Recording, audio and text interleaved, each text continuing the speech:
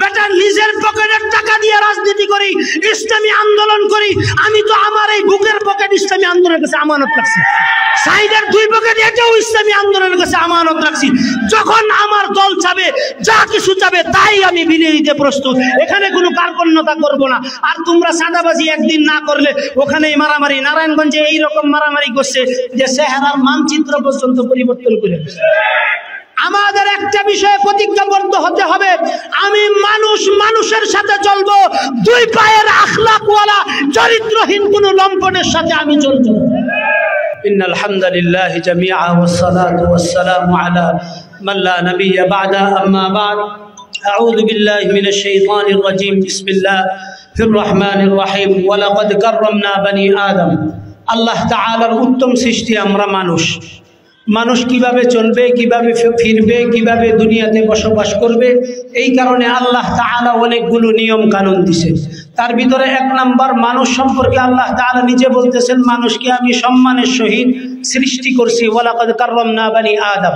অন্য আয়াতে আল্লাহ তাআলা বলেন, ইন্না আকরামাকুম ইনদাল্লাহি আতকাকুম, যে মানুষের ভিতরে তারাই সর্বশ্রেষ্ঠ এবং উত্তম যাদের ভিতরে তাকওয়া উত্তম। এখন আমরা আমাদেরকে একটু নিজেদেরকে একটু চিন্তা করি যে আসলে সত্যিকার অর্থে আমরা মানুষ হইতে পারলাম কিনা। যদি আমরা নিজেদেরকে মনে করি মানুষ, তাহলে আমরা কার সাথে চলবো, কিভাবে চলবো, কাকে আমি বন্ধু রূপে গ্রহণ করব, এই বিষয়ে কি কুরআন শরীফে আল্লাহ তাআলা দিক নির্দেশনা দিবেন না? আল্লাহ তাআলা বলেন, ইয়া আইয়ুহাল্লাযীনা আমানু লা তাত্তাখিযু আবাআকুম ওয়া ইখওয়ানাকুম আউলিয়া ইন ইসতাহাব্বুল কুফরা আলাল ঈমান। আল্লাহ তাআলা এখানে নিজে বলতেছেন, ইয়া আইয়ুহাল্লাযীনা আমানু, হে ঈমানদাররা, লা তাত্তাখিযু আবাআকুম ওয়া ইখওয়ানাকুম, যে তোমাদের বাপ এবং ভাই এরা যদি যারা কুফরি করে তাদের সাথে যদি সম্পৃক্ত থাকে, তারপরেও তুমি তোমার বাবার সাথে সম্পর্ক রাখতে পারবে না, ভাইয়ের সাথে সম্পর্ক রাখতে পারবে না। সেখানে যারা দজাদারি রাজনীতি করে, এক নাম্বার রাজনীতি যাদের পেটনীতি, দুই নাম্বার যারা চাঁদাবাজি করে চলতে হয়, তিন নাম্বার যারা দর্শন করে চলতে হয়, চার নাম্বার যারা ফ্যাক্টরিগুলো থেকে চাঁদা নিয়ে তুলতে হয়, পাঁচ নাম্বার যারা সিএনজি স্টেশনগুলো থেকে টাকা উঠিয়ে চলতে হয়, এই সমস্ত ব্যক্তি আমার বন্ধু হয় কিভাবে? এটা তো আমি মানুষ হিসাবে আমার কাছে নিকৃষ্ট মানুষ বলে মনে হয়। আজকে নবম প্রতিষ্ঠা বার্ষিকীতে আমাদের একটা বিষয়ে প্রতিজ্ঞাবদ্ধ হতে হবে, আমি মানুষের সাথে চলবো, দুই পায়ের আখলাকওয়ালা চরিত্রহীন কোন লম্পটের সাথে আমি চলবো।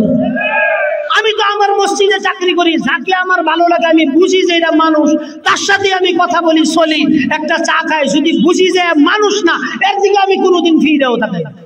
আপনি রাজনীতি ওইভাবে করেন, রাজনীতিও আপনি এভাবে করেন।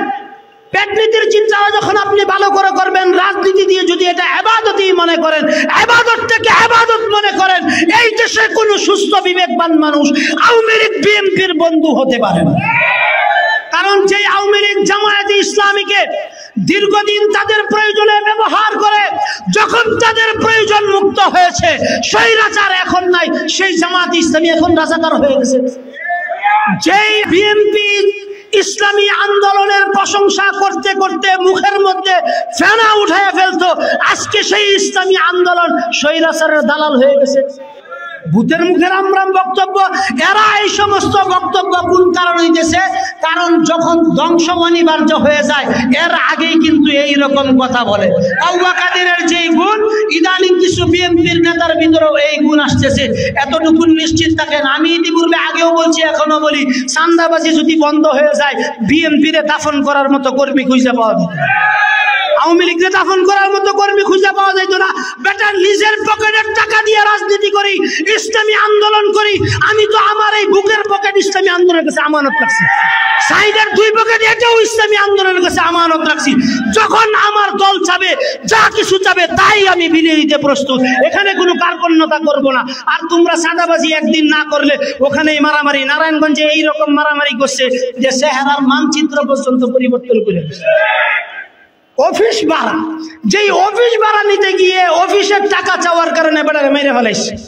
সোহাগ হত্যার কথা বাদ দিলাম, এগুলো আমাদের ভিতরে যেন এই সমস্ত ব্যক্তিরা কোনোদিন আমাদের বন্ধু না হয়। আল্লাহ তাআলা আমাদের সবাইকে বুঝদান।